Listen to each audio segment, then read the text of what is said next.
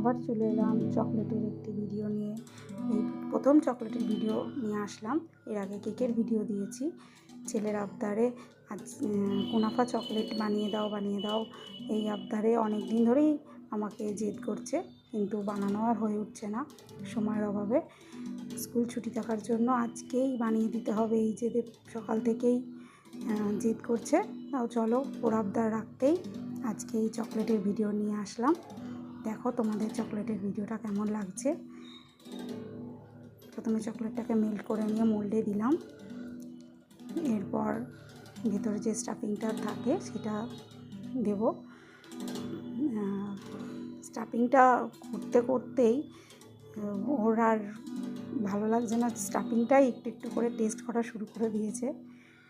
যাই হোক, ভালো লাগলে চ্যানেলটা সাবস্ক্রাইব করো।